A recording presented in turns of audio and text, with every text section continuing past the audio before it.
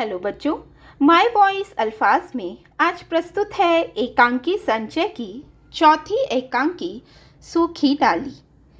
इसके एकांकीकार हैं उपेंद्र नाथ अश्क। सूखी डाली एकांकी में संयुक्त परिवार या जॉइंट फैमिली का चित्रण किया गया है। इस एकांकी के मुखिया हैं दादा मूलराज।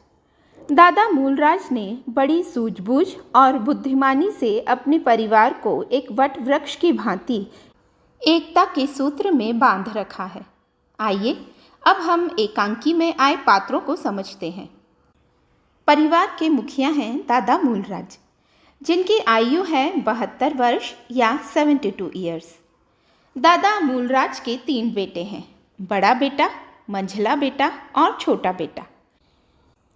बड़ा बेटा युद्ध में शहीद हो चुका है, उसकी पत्नी है बड़ी भाभी।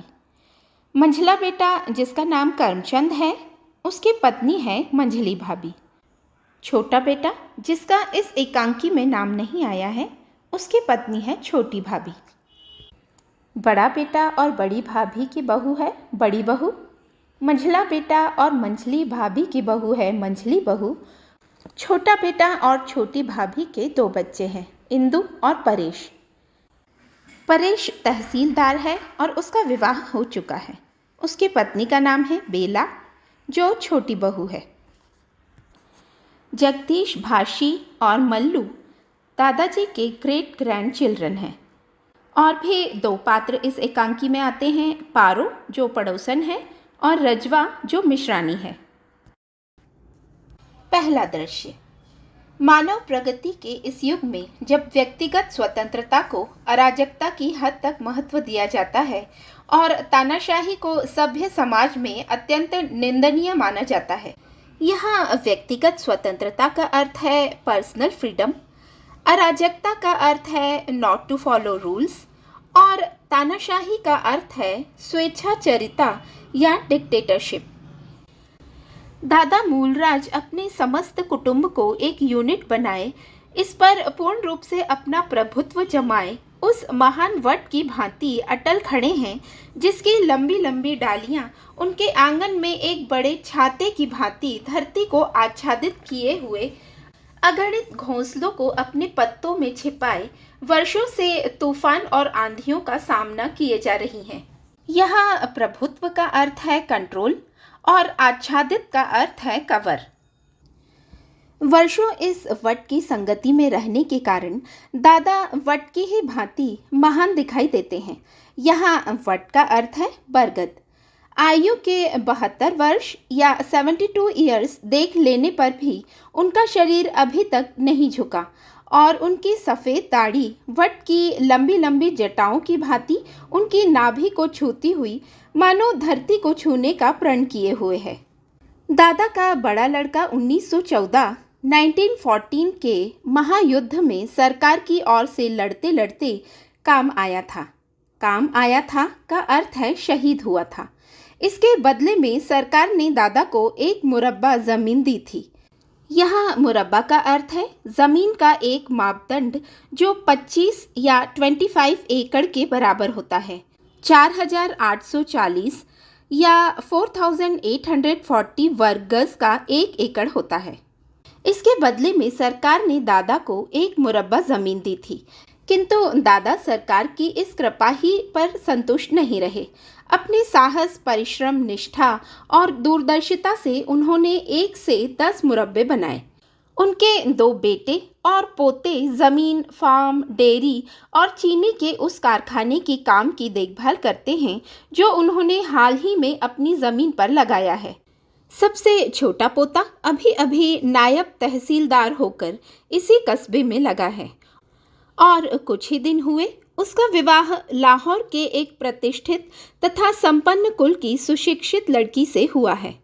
उनके छोटे पोते परेश का नायब तहसीलदार और उनके छोटी पतोहू का सुशिक्षित होना अपने में 2 महत्वपूर्ण बातें हैं। यहाँ पतोहू का अर्थ है पोते की पत्नी। पहली से सरकारी हलकों में उनकी प्रतिष्ठा और भी बढ़ जाने की संभावना है। गांव में उनका और आदर होने लगा है, किंतु साथ ही दूसरी से उनके परिवार के लिए संकट भी उपस्थित हो गया है। तीनों बहुएं जो घर में बड़ी भाभी, मंझली भाभी और छोटी भाभी के नाम से पुकारी जाती हैं, सीधी सादी महिलाएं हैं। उन सब में अपनी पोती इंदु ही, जिसने प्राइमरी स्कूल में बड़ी सफलतापूर्वक शिक्षा पाई है, सबसे अधिक पढ़ी लिखी समझी जाती है। घर में उसकी चलती भी खूब है और दादा अपनी इस पोती से प्यार भी बहुत करते हैं। किंतु एक ग्रेजुएट छोटी पतोहू जो घर में छोटी बहू के नाम से पुकारी जाती है, के आने से कुटुंब के इस तालाब में इस प्रकार लहर सी उठने लगी है जैसे स्थिर पानी में बड़ी सी ईंट गिरने से पैदा हो जाती है। पर्दा इमारत के बरामदे में खुलता है। वास्तव में यह बरामदा घर की स्त्रियों का rendezvous, a place where people often meet और सम्मिलन स्थल है। दिन भर इसमें कोलाहल मचा रहता है। यहाँ कोलाहल का अर्थ है शोर। कभी घर की स्त्रियां वहाँ धूप लेती हैं, कभी चरखे चलाती हैं, कभी गप्पे लड़ाती हैं, कभी लड़ती झगड़ती हैं और कुछ ना हो तो स्नानागार में पड़े कपड़े ही धोया करती हैं। यह स्नानागार बाहर के अहाते में है। दाईं दीवार के कोने में जो दरवाज़ा है, उसके साथ ही बाहर की रसोई आदि से निपटकर दोपहर के बाद घर की 2-4 स्त्रियां प्रायः रोज़ वहां कपड़े धोया करती हैं और निरंतर थप थप थप थप की ध्वनि इस बरामदे में गूंजा करती है। यहाँ दाईं का अर्थ है राइट साइड। सामने दीवार के बाएं कोने में एक छोटी सी गैलरी है। यहाँ बाएं का अर्थ है लेफ्ट साइड। दोनों और आमने सामने पहले मंझली बहू और बड़ी बहू के कमरे हैं, जिनकी खिड़की बरामदे में खुलती है। फिर मंझली भाभी और बड़ी भाभी की। छोटी भाभी का कमरा, जो इंदु की माँ और छोटी बहू बेला की सास है, दाईं ओर है। छोटी बहू का कमरा ऊपर की छत पर है और बाईं दीवार में सीढ़ियाँ बनी हैं जो ऊपर जाती हैं। सामने की दीवार के साथ गैलरी के इधर 2 तख्त बिछे हैं। 2 एक चारपाइयाँ दीवार के साथ खड़ी हैं। एक पुराने फैशन की बड़ी आराम कुर्सी भी सामने की दीवार के साथ लगी हुई है। दोपहर होने में अभी काफ़ी देर है, अतः बरामदे में अपेक्षाकृत निस्तब्धता है। यहाँ निस्तब्धता का अर्थ है गतिहीनता। केवल गैलरी से स्त्रियों की जल्दी जल्दी बात करने की आवाज़ आ रही है। पर्दा उठने के कुछ क्षण पश्चात इंदु तेज तेज गैलरी से निकलती है और बिखरी हुई सी दाईं तरफ के तख्त पर बैठ जाती है। उसके पीछे पीछे बड़ी बहू शांत स्वभाव से चलती हुई आती है। इंदु की भ्रकुटी चढ़ी है और बड़ी बहू शांत और गंभीर है। यहाँ भ्रकुटी का अर्थ है भौं। बड़ी बहू इंदु के कंधों पर अपने दोनों हाथ रखते हुए, आखिर कुछ कहो भी, क्या कह दिया छोटी बहू ने? इंदु चुप। बड़ी बहू, क्या कह दिया उसने जो इतनी बिफरी हुई हो? यहाँ बिफरी का अर्थ है नाराज। इंदु क्रोध से, और क्या ईंट मारती? बड़ी बहू, कुछ कहो भी। इंदु, मेरे मायके में यह होता है, मेरे मायके में यह नहीं होता। हाथ मटकाकर, अपने और अपने मायके के सामने तो वह किसी को कुछ गिनती ही नहीं। हम तो उसके लिए मूर्ख, गंवार और असभ्य हैं। बड़ी बहू आश्चर्य से, क्या? इंदु, बैठक के बाहर मिश्रानी खड़ी रो रही थी। मैंने पूछा तो पता चला कि बहू रानी ने उसे काम से हटा दिया है। बड़ी बहू उसी आश्चर्य से, काम से हटा दिया है? भला क्या दोष था उसका? इंदु, दोष यह था कि उसे काम करना नहीं आता। बड़ी बहू स्तंभित, काम करना नहीं आता? इंदु, उस बेचारी ने कहा भी कि मैं 10-5 दिन में सब कुछ सीख जाऊंगी। भला कई दिन हुए हैं मुझे आपका काम करते, किंतु बहुरानी न मानी। झाड़न उन्होंने उसके हाथ से छीन लिया और कहा कि हट तू, मैं सब कुछ कर लूँगी। अभी तक इतना तो नहीं आता कि बैठक कैसे साफ की जाती है। 5-10 दिन में तू सीख जाएगी। बड़ी बहू सलीका नहीं। इंदु, मैंने जाकर समझाया कि भाभी 10 साल से यही मिश्रानी घर का काम कर रही है, घर भर की सफाई करती है, बर्तन मलती है, कपड़े धोती है। जाने तुम्हारा कौन सा ऐसा काम है जो इससे नहीं होता? और फिर मैंने समझाया कि भाभी, नौकर से काम लेने की तमीज़ होनी चाहिए। बड़ी बहू: हाँ और क्या? इंदु झट से बोली: वह तमीज़ तो बस आप लोगों को है। मैंने कहा, तुम लड़ती हो। मैं तो सिर्फ यह कहना चाहती थी कि नौकर से काम लेने का भी ढंग होता है। इस पर तुनक कर बोली: और वह ढंग मुझे नहीं आता। मैंने नौकर तो यहीं आकर देखे हैं। फिर कहने लगी, काम लेने का ढंग उसे आता है जिसे काम की परख हो। सुबह शाम झाड़ू देने मात्र से कमरा साफ नहीं हो जाता। उसकी बनावट सजावट भी कोई चीज़ है। न जाने तुम लोग किस तरह इन फूहड़ नौकरों से गुजारा कर लेते हो। मेरे मायके में तो ऐसी गवार मिश्रानी 2 दिन छोड़ 2 घड़ी भी न टिकती। यहाँ तुनक का अर्थ है ज़रा ज़रा सी बात पर अप्रसन्न होना। बड़ी बहू: कही उसने ये सब बातें? इंदु: और कैसे कही जाती हैं? जब से आई है यही तो सुना रही है।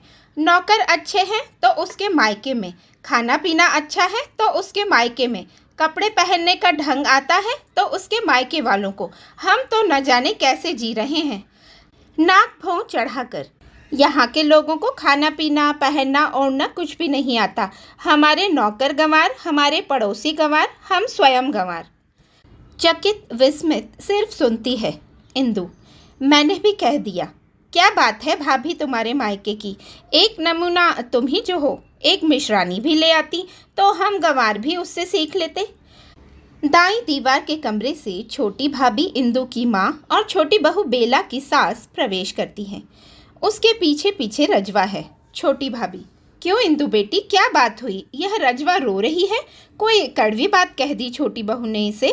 इंदु: मीठी वे कब कहती हैं जो आज कड़वी कहेंगी? छोटी भाभी: यह आज तुम कैसी जली कटी बातें कर रही हो? छोटी बहू से झगड़ा हो गया है क्या? रजवा भरे हुए गले से: आज माँ जी, उन्होंने बरबस मुझे काम से हटा दिया। इतने बरस हो गए आपकी सेवा करते, कभी किसी ने इस प्रकार अनादर न किया था। मुझे तो माँ जी आप अपने पास ही रखिए, मैं आज से उनका काम करने न जाऊंगी। छोटी भाभी: वह तो बच्ची है मिश्रानी, तू भी उसके साथ बच्ची हो गई? इंदु मुँह बिचकाकर व्यंग से: जी हाँ, बच्ची है।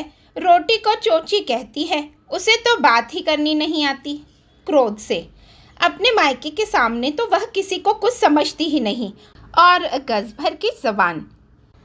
बड़ी बहू: बात यह है माँ कि छोटी बहू को हमारा खाना पीना, पहनना ओढ़ना कुछ भी पसंद नहीं। उसे हमसे, हमारी पड़ोस से, हमारी हर बात से घृणा है। छोटी भाभी चिंता से: फिर कैसे चलेगा? हमारे घर में तो मिलकर रहना, बड़ों का आदर करना, अपने घर की रूखी को दूसरे की चुपड़ी से अच्छा समझना, नौकरों पर दया और छोटों पर। मंझली बहू बाहर से हंसती हुई प्रवेश करती है। मंझली बहू: इंदु: क्या बात है भाभी जो हंसी के मारे लोटपोट हुई जा रही हैं? मंझली बहू हाथ पर हाथ मारती है। गैलरी में मंझली भाभी और बड़ी भाभी प्रवेश करती हैं। दोनों: क्या बात है जो आज इतनी हाहा ही हो रही है? इंदु: यह भाभी हैं कि बस हंसे जा रही हैं, कुछ बताती ही नहीं। मंझली बहू: मैं कहती हूँ, फिर हंस पड़ती है। बड़ी बहू: आखिर कुछ कहो भी। मंझली बहू: आज भाई परेश की वह गति बनी कि बेचारे अपना सा मुँह लेकर रह गए। छोटी भाभी: ओहो, तुम्हारी हंसी भी बहू। मंझली बहू: मैं क्या करूं, मैं हंसी के मारे मर जाऊंगी छोटी माँ। अभी अभी छोटी बहू ने परेश की वह गत बनाई कि बेचारा अपना सा मुँह लेकर दादाजी के पास भाग गया। गत बनाई का अर्थ है दुर्दशा। बड़ी बहू: इंदु, बात क्या हुई? मंझली बहू: मैं तो उधर ऊपर सामान रखने गई थी। बहुत बातें तो मैंने सुनी ही नहीं, बहुत समझ भी नहीं पाई। अंग्रेजी में गिटपिट कर रहे थे। छोटी बहू का पारा कुछ चढ़ा हुआ था। इतना मालूम हुआ कि परेश स्नान कर कमरे में गया तो बहू रानी ने सारा फर्नीचर निकालकर बाहर रख दिया था। परेश ने कारण पूछा। छोटी बहू ने कहा, मैं इन टूटी फूटी कुर्सियों और गले सड़े फर्नीचर को अपने कमरे में न रहने दूंगी। परेश कहने लगा, हमारे बुजुर्ग। बात काट कर छोटी बहू ने कहा, हमारे बुजुर्ग तो नंगे बुच्चे जंगलों में घुमा करते थे, तो क्या हम भी उनका अनुकरण करें? हंसती है और जो सामान पड़ा था वह भी उठाकर बाहर फेंक दिया। यहाँ अनुकरण का अर्थ है पीछे चलना या फॉलो करना। इंदु, फिर मंझली भाभी, छोटी भाभी, यह तो।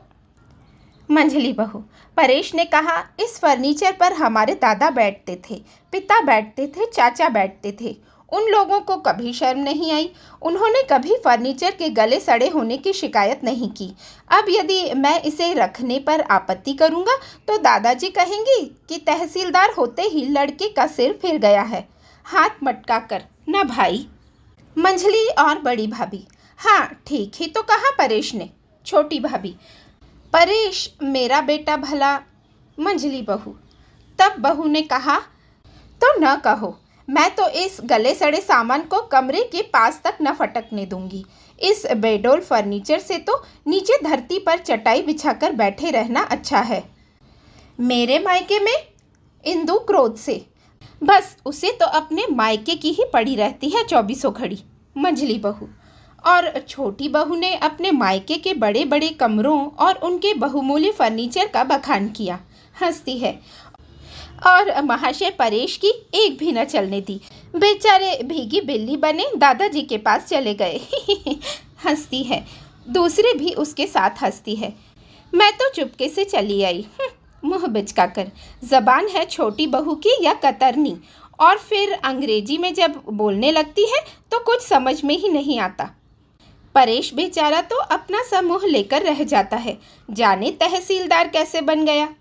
इंदु, बस जबान ही जबान है, बात तो तब है जब काम भी हो। एक काम की कहो तो 100 नाक भौं चढ़ाती है।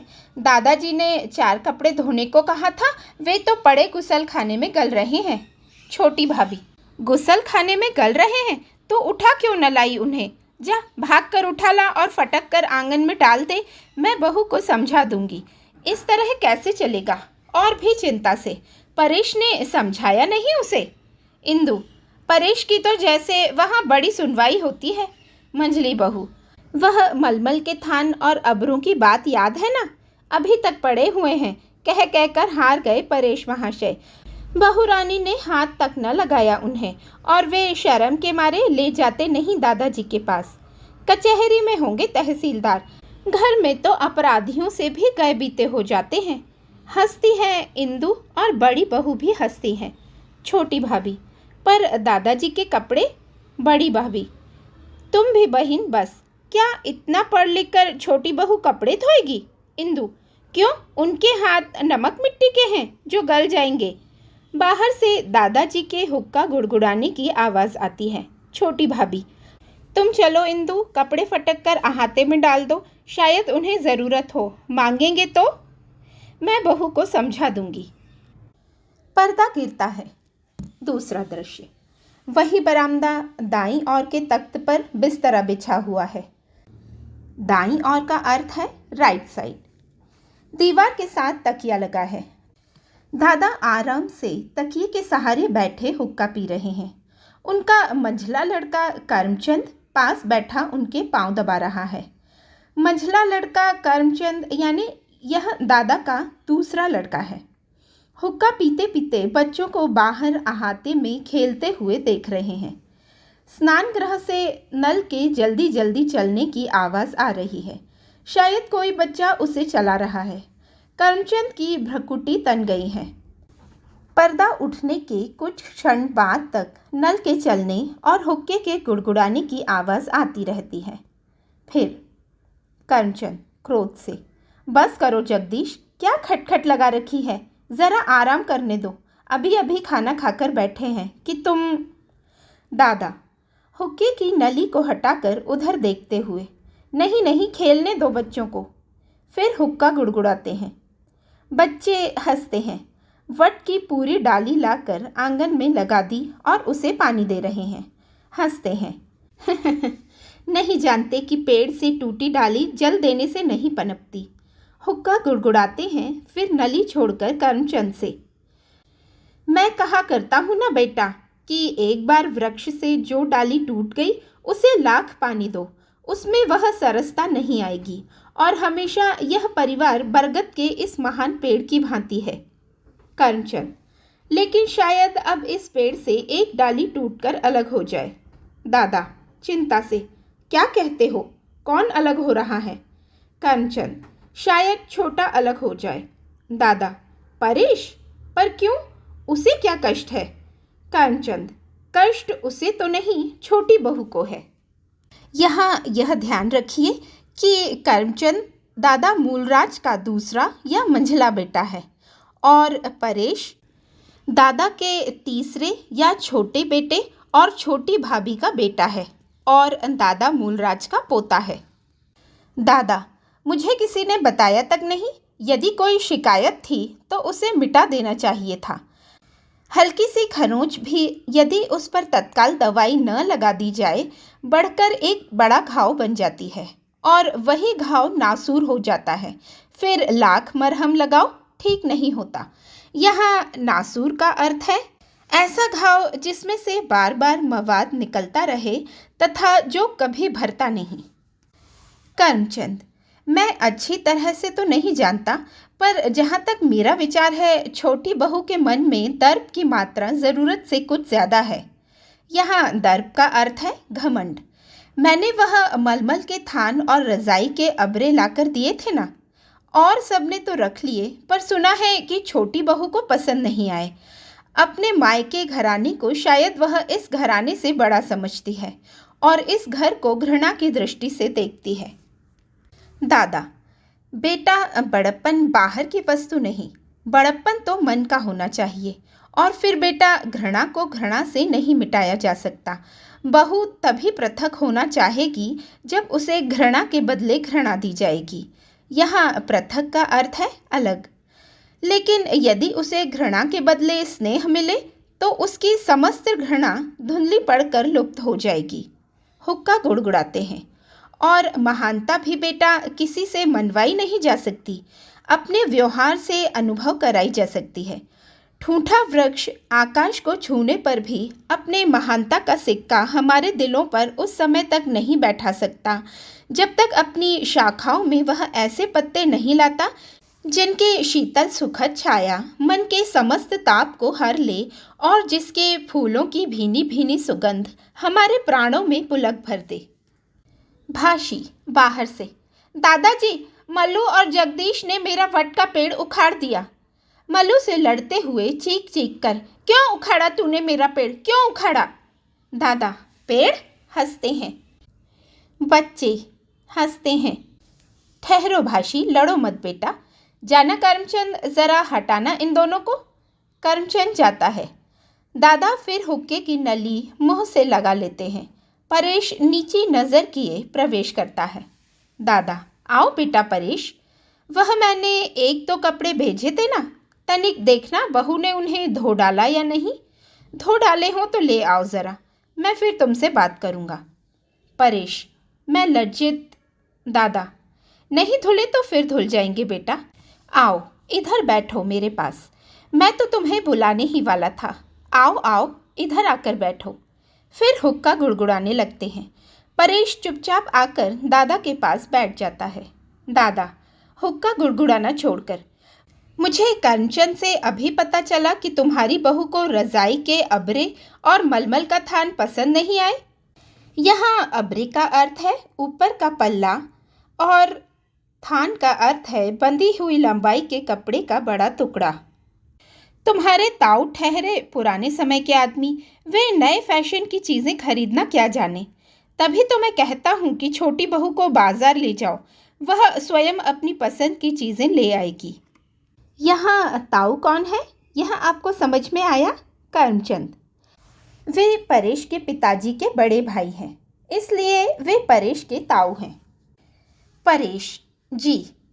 दादा हुक्के का कश लगाकर, और मैं सोचता था कि अब बहू आ गई है तो इंदु का दहेज तैयार करने में भी सहायता देगी।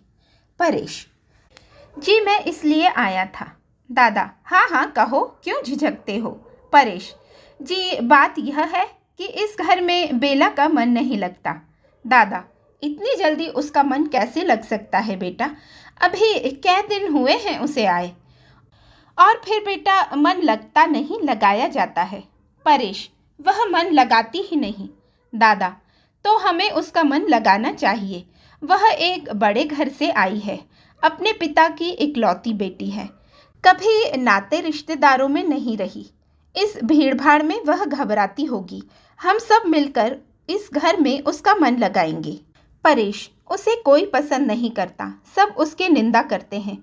अभी मेरे पास माँ, बड़ी ताई, मंझली ताई, बड़ी भाभी, मंझली भाभी, इंदु, रजवा सब आई थी।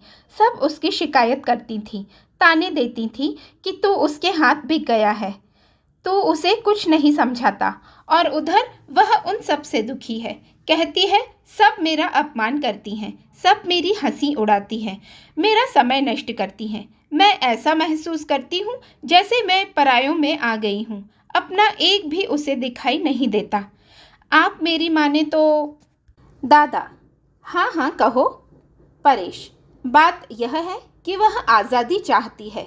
दूसरों का हस्तक्षेप, दूसरों की आलोचना पसंद नहीं। यहाँ हस्तक्षेप का अर्थ है अनावश्यक दखल या इंटरफेरेंस। दादा फिर हुक्का गुड़गुड़ाते हैं।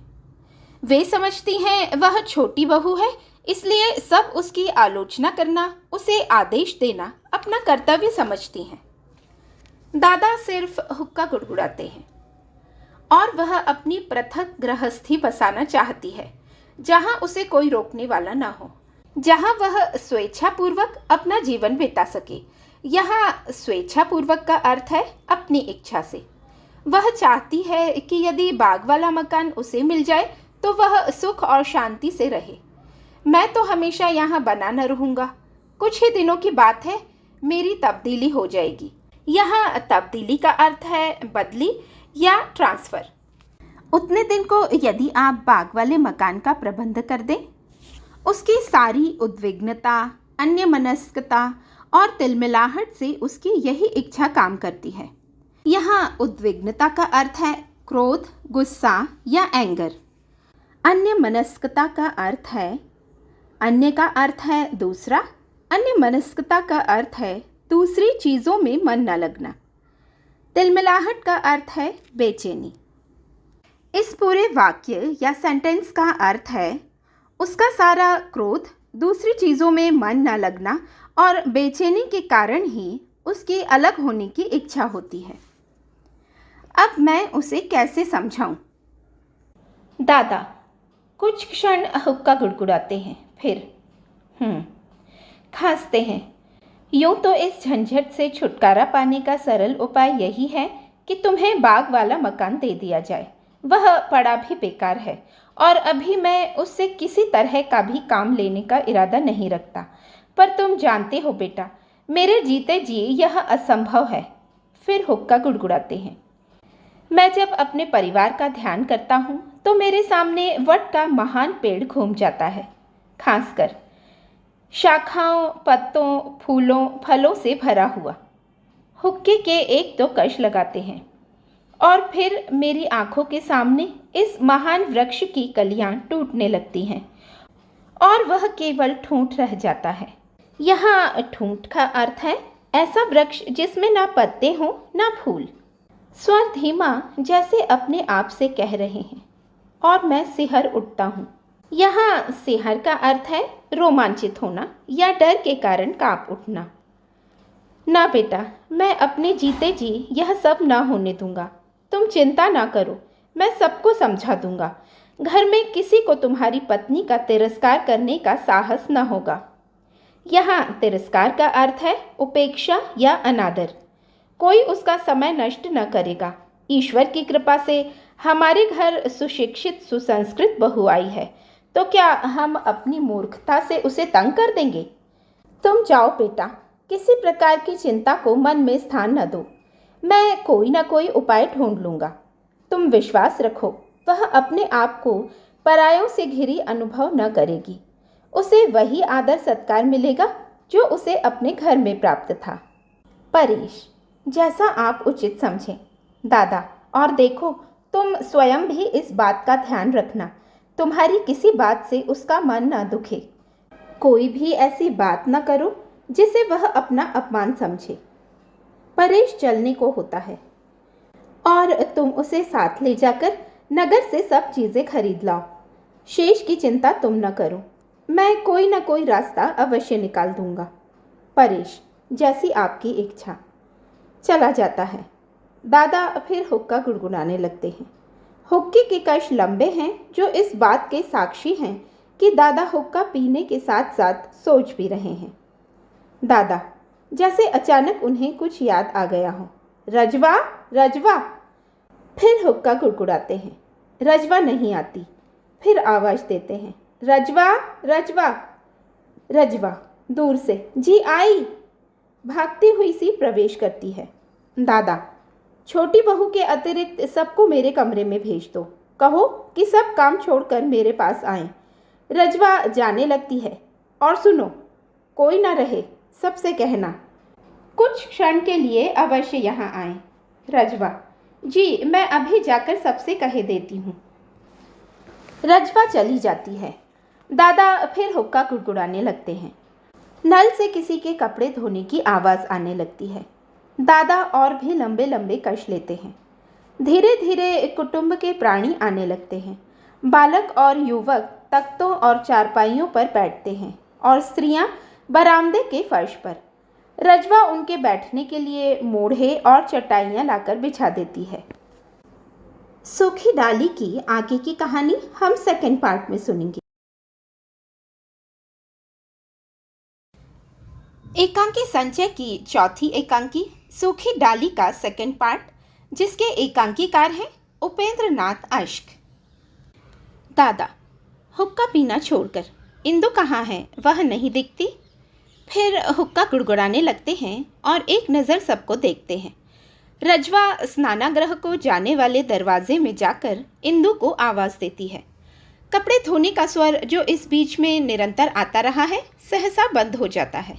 इंदु बाहर से, जी आई। अंदर आकर, मैं नल पर थी, कपड़े धोने में लगी थी।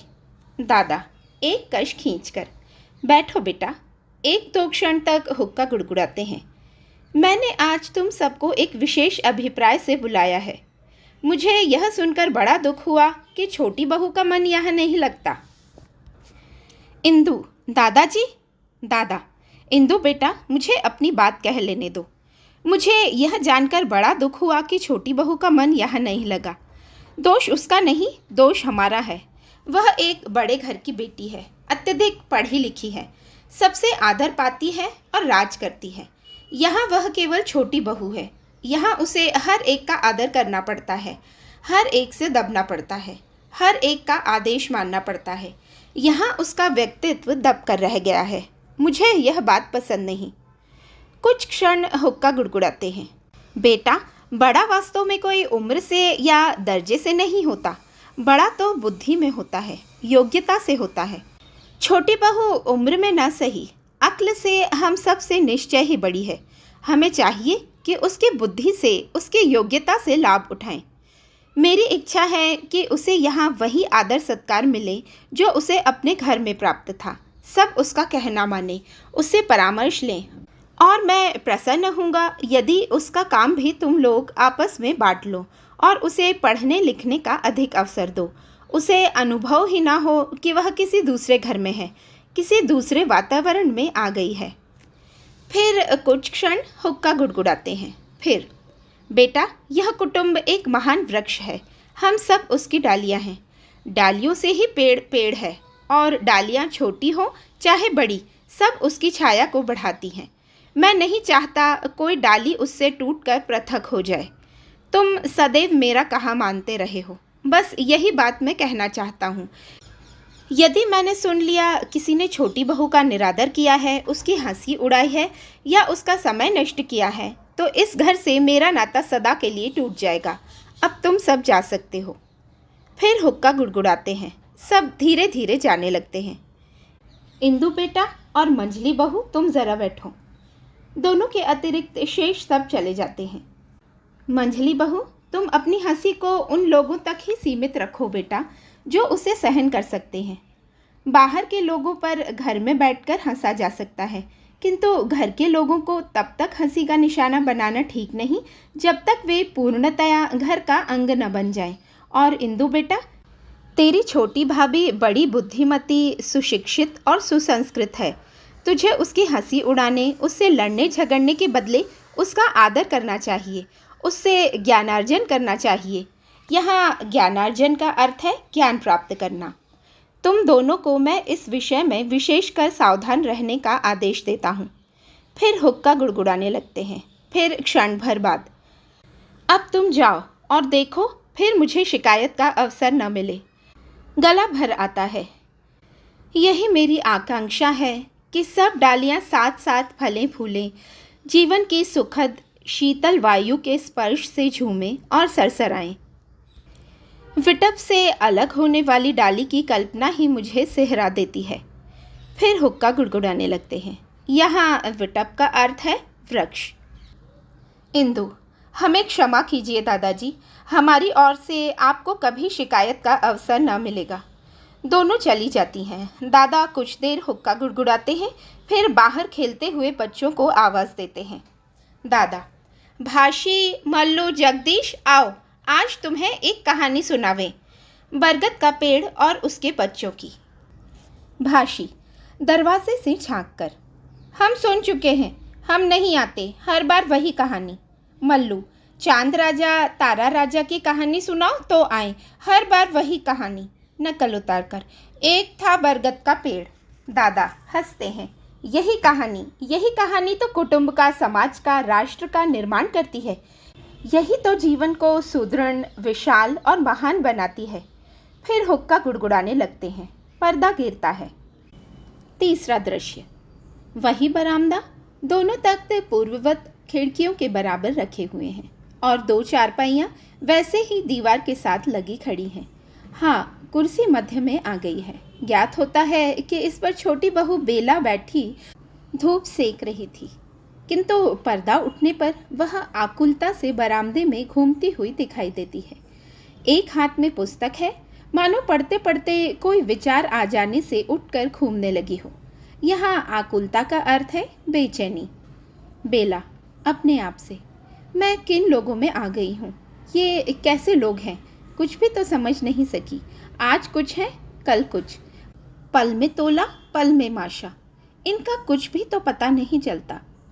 यहाँ पल में तोला, पल में माशा का अर्थ है बहुत बदलाव आ जाना। फिर सोचती हुई धीरे धीरे घूमती है। गर्म होते हैं तो आग बन जाते हैं और नर्म होते हैं तो मोम से भी कोमल दिखाई देते हैं। आज जिस बात को बुरा कहते हैं, कल उसी की प्रशंसा करते हैं। मैं तो तंग आ गई हूँ इन लोगों से। जाकर फिर कुर्सी पर बैठ जाती है और पुस्तक खोल लेती है। अंदर गैलरी से उसकी सास छोटी भाभी आती है। छोटी भाभी, तुम ठीक कहती थी बेटी, इस रद्दी सामान से बैठक नहीं, कबाड़ी का गोदाम दिखाई देती थी। सोचती थी कि यह सामान इतने दिनों से इस कमरे में पड़ा है, कुछ ऐसा बुरा भी नहीं, और इस पर इतनी देर से सब बैठते आ रहे हैं। कहीं दादाजी बुरा न माने, पर अच्छा किया तुमने जो वह सब उठा दिया। मैंने परेश से कह दिया है, तुम उसके साथ जाकर अपनी रुचि का सामान खरीद लाओ। यह सब मैं रजवा से कहकर सुरेश के कमरे में भिजवा देती हूँ। कई बार निगोड़ी इन्हीं कुर्सियों के लिए वह मुझसे रूठ चुका है। बेला, आप बैठिए माँ जी। छोटी भाभी, बस तुम बैठो बेटी, मैं तो यूं ही तुम्हें इधर बैठे देखकर चली आई। अनाज पड़ा है, उसे फटकना है, मिर्ची पड़ी है, उन्हें कूटना है, मक्खन कई दिनों का इकट्ठा हो गया है, उसका घी बनाना है, 20 दूसरे काम हैं और दिन ढल रहा है। मैं सोचती थी तुमने मेरी बात का बुरा ना माना हो। वास्तव में बेटी, रजवा मेरे पास आकर फूट फूट कर रो दी। नौकरानी समझदार, विश्वसनीय और आज्ञाकारी है, किंतु जो काम उसने कभी किया ही ना हो वह उससे किस प्रकार हो सकता है। बेला उठती हुई, आप बैठिए तो। छोटी भाभी उसके कंधों पर हाथ रखकर उसे बैठाते हुए, बैठो बैठो बेटी, कष्ट ना करो, मैं तुम्हारा अधिक समय नष्ट न करूंगी। मैं तो केवल तुमसे उसकी सिफारिश करने आई थी। भावुक स्त्री है, जल्दी ही बात का बुरा मान जाती है। तुम यों करना कि ज्यों ही नया फर्नीचर आ जाए, अपने सामने लगवाकर रजवा को एक बार झाड़ना बुहारना सिखा देना, फिर वह गलती नहीं करेगी। न हो तो कभी मुझे बता देना, मैं उसे समझा दूंगी। बेला, नहीं नहीं, आप। सास, तुम पढ़ी लिखी समझदार हो बेटी, इसलिए तुमसे इतना कह दिया है।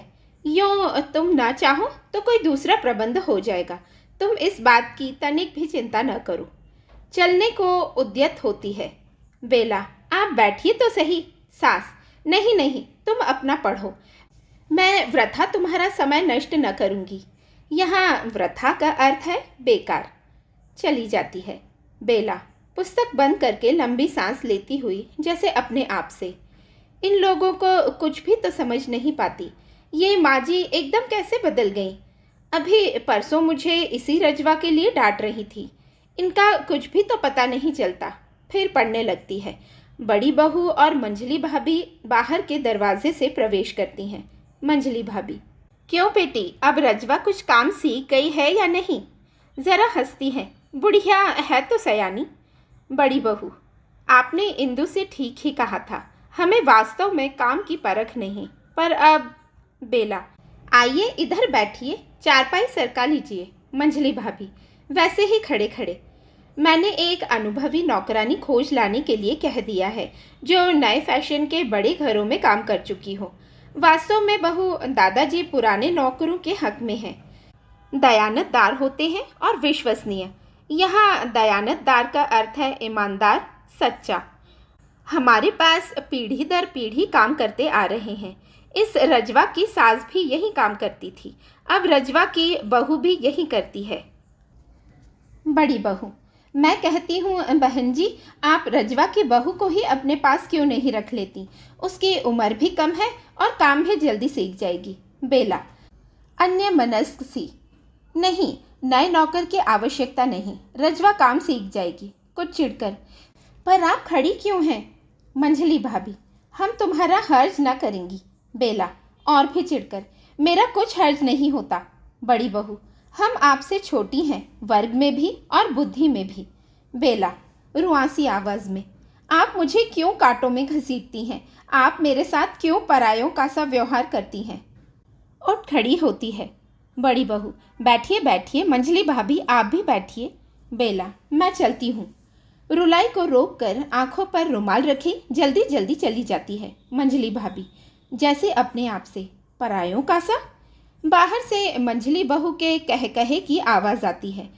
दूसरे क्षण वह और इंदु पारों के कंधे पर झूलती हुई बाहर के दरवाजे से आती है। इंदु, सच? मंजली बहू हंसी रोककर, और क्या मैं झूठ कह रही हूँ? अपने इन दो आंखों से देखा, हंसती है। मलावी ने सारी की सारी छत फावड़े से खोद डाली और बंसीलाल महाशय मुंह देखते रह गए। सब ठहाका मारकर हंस पड़ती हैं। बड़ी बहू, भाई मुझे भी बताना, क्या किया मलावी ने सच? मंजली बहू चारपाई बिछाकर उसमें धंस जाती है। उसके एक और इंदु और दूसरी और पारो बैठ जाती है। मंजली भाभी कुर्सी पर बैठती हैं और बड़ी बहू खड़ी रहती है। मंजली भाभी कुर्सी को जरा खिसकाकर समीप होते हुए, बंसीलाल के सामने उखाड़ कर फेंक दी छत मलावी ने। मंजली बहू, मैं कहती हूँ मुंह देखते रह गए बंसीलाल महाशय, ताका किए मुटर मुटर। सब ठहाका लगाती हैं। बड़ी बहू, अरे कौन सी छत खोद डाली यह तो बताओ। मंजली बहू, रसोई की और कौन सी? अभी 2 घंटे भी नहीं हुए कि राजमजदूर छत डालकर गए और बंसीलाल कारीगरों और मजदूरों से निपटकर अभी दुकान को गया था कि आ गई इधर से मलावी मारो मार करती। जाने किसने उसे जाकर बताया कि तुम्हारे देवर ने अपनी रसोई पर छत डाल ली है। लेके फावड़ा, बस सारी की सारी छत उसने खोद डाली। बंसीलाल तब पहुँचे तब अंतिम कड़ी भी उखाड़ चुकी थी। तब क्या करते? बस ताका किए मुटर मुटर। मंजली भाभी को छोड़कर सब हंसती हैं। मंजली भाभी, पर बंसीलाल का लड़का? मंजली बहू, गली के सिरे पर खड़ा ताल ठोंक रहा है।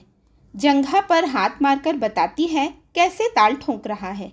इंदु, ताल ठोंक रहा है? मंजली बहू कह कहाँ लगाती है, सच ताल ठोक रहा है और ललकार रहा है कि मैं ड्योढ़ी की छत खोद डालूंगा, मैं मकान को खंडहर बना दूंगा, मैं यह करूंगा, मैं वह करूंगा। और इधर मलावी कमर कसे खड़ी है कि आए जो मायका लाल है, रखे पाँव घर के भीतर। सब हंसती हैं। इंदु अंगुली ओंठों पर रखकर, श्श, भाभी आ रही हैं। हंसी एकदम बंद हो जाती है, सन्नाटा छा जाता है। बेला एक हाथ में बंद किताब थामे धीरे धीरे सीढ़ियां उतरती हैं। बेला, क्यों जीजी आप चुप हो गई? जरा हंसकर।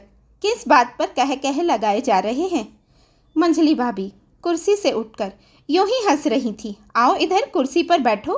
बेला, नहीं नहीं आप बैठिए, मैं इधर तख्त पर बैठ जाती हूँ। मंझली बहू जल्दी से उठकर, आइए आप इधर बैठिए। इंदु और पारो दोनों चारपाई से उठ जाती हैं। आइए आइए आप इधर बैठिए। फिर नीरवता छा जाती है जिसमें एक प्रकार की घुटन है। बेला बाहर की ओर चल पड़ती है। इंदु, बैठिए भाभी जी, आप चली क्यों? बेला मुड़कर क्लांत तथा भारी स्वर में, मैं तो इधर ही जा रही थी, यूं ही जाते जाते खड़ी हो गई। मैं आपकी हंसी में बाधा नहीं डालना चाहती। खिन्न हंसी के साथ आप हंसिए कह कहे लगाएं। यहाँ क्लांत का अर्थ है मुरझाया हुआ तथा खिन्न का अर्थ है दुखी उदास। चुपचाप अहाते के दरवाजे से निकल जाती है।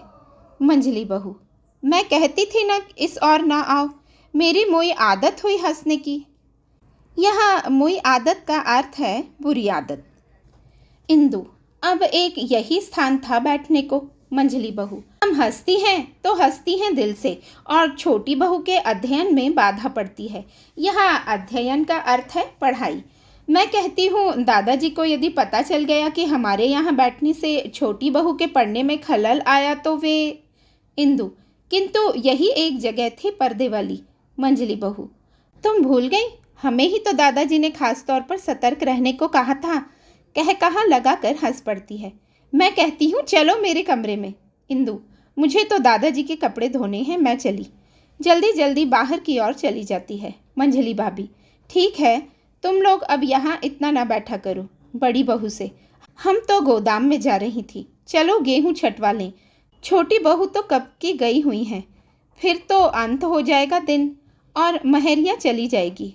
यहाँ महरिया का अर्थ है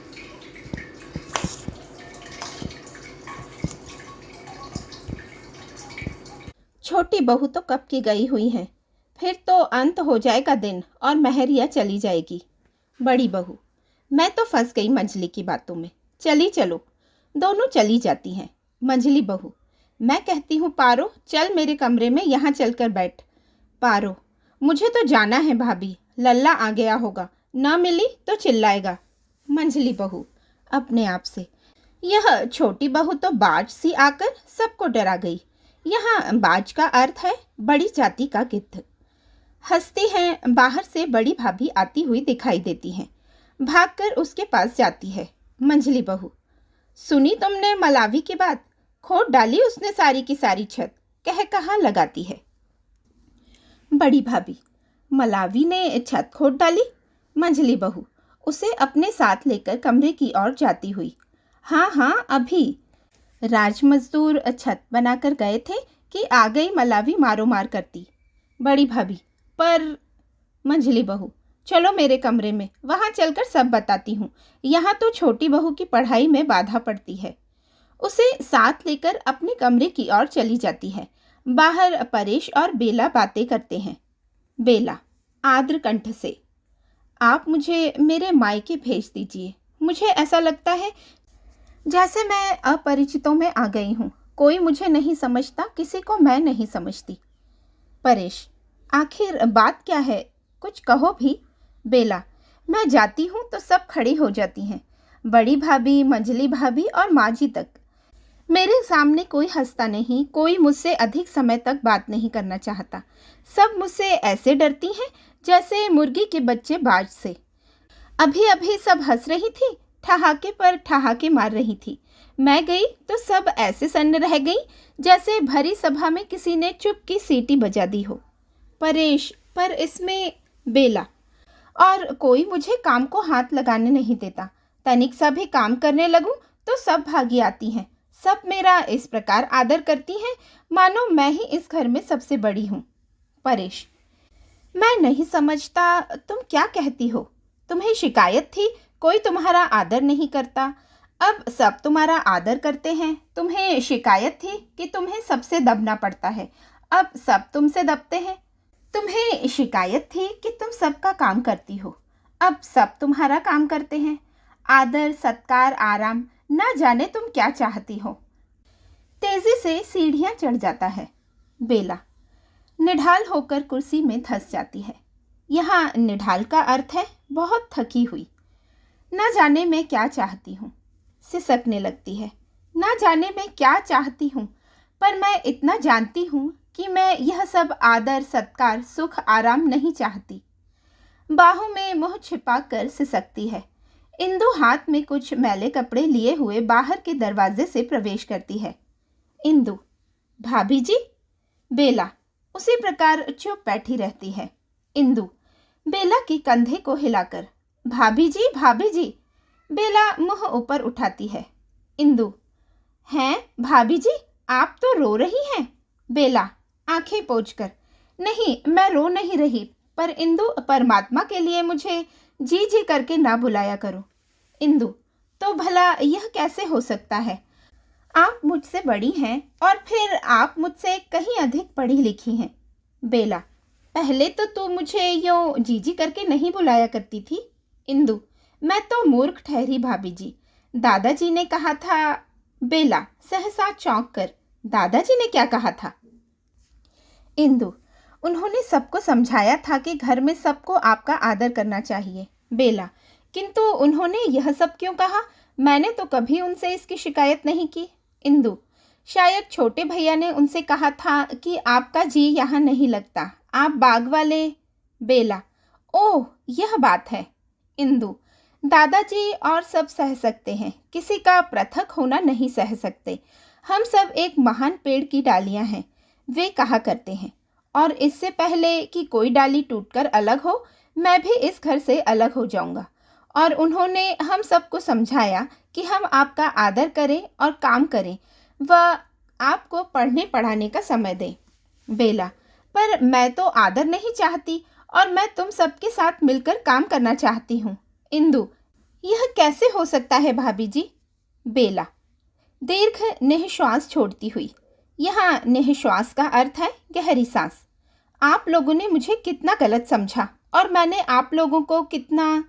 इंदु, आप कैसी बातें करती हैं? लाइए कपड़े लाइए, मैं दादाजी के कपड़े धोने जा रही हूँ, साथ ही आपके भी फटक लाऊं। बेला चुप सोचती है। इंदु, भाभी जी। बेला जैसे मन ही मन उसने किसी बात का निश्चय कर लिया हो, मैं भी तुम्हारे साथ जाऊंगी, मैं भी तुम्हारे साथ कपड़े धोऊंगी। इंदु, दादाजी नाराज होंगे। बेला, मैं दादाजी से कह दूंगी। इंदु, भाभी जी। बेला, मुझे केवल भाभी कहा कर मेरी प्यारी इंदु। इंदु प्यार से भरे हुए गले के साथ, भाभी। बेला, चल कपड़े धोएं, धूप निकली जा रही है। इंदु, पर कपड़े। बेला, मेरे कपड़े आज रजवा ने धो लिए थे, शलवार कमीज ही तो थी, चल मैं तेरी सहायता करती हूँ। दोनों चली जाती हैं। कुछ क्षण बाद बरामदे में कपड़े धोने का शब्द आने लगता है। दादा गैलरी की ओर से हुक्का गुड़गुड़ाते गुड़गुड़ाते मल्लू की उंगली थामे प्रवेश करते हैं। दादा, हाँ बेटा, तुम्हें मेले में ले चलेंगे, जो तू कहेगा वही खिलौना दे देंगे। मल्लू, मैं उड़न खटोला लूँगा। सहसा बाहर के दरवाजे के पास जाकर ठिठक जाते हैं। दादा आश्चर्य से, हैं छोटी बहू? इंदु बाहर से, मैंने तो बहू तेरा कहा पर भाभी मानी नहीं। दादा, छोटी बहू इधर आ बेटी। शर्माई हुई बेला दरवाजे के पास आकर खड़ी होती है। बेटा, कपड़े धोना तुम्हारा काम नहीं, पढ़ लिख कर। इंदु जो अपनी भाभी के साथ ही आकर खड़ी हुई है, मैंने बहू तेरा कहा पर भाभी नहीं मानी। दादा, उन्हें इंदु के स्वर का अनादर अच्छा नहीं लगा। इंदु, तुझे कितनी बार कहा कि आदर से। बेला भावावेश के कारण रुंधे हुए कंठ से, यहाँ भावावेश का अर्थ है भावों की प्रबलता, भावुकता या इमोशनल। दादाजी, आप पेड़ से किसी डाली का टूटकर अलग होना पसंद नहीं करते, पर क्या आप यह चाहेंगे कि पेड़ से लगी लगी वह डाल सूख कर मुरझा जाए? सिसक उठती है। हुक्के की गुड़गुड़ाहट एकदम बंद हो जाती है। पर्दा सहसा गिर पड़ता है। अभी आप सुन रहे थे एकांकी संचय की चौथी एकांकी सूखी डाली, जिसके एकांकीकार हैं उपेंद्र नाथ अश्क। फिर मिलते हैं एकांकी संचय की अगली एकांकी के साथ। धन्यवाद।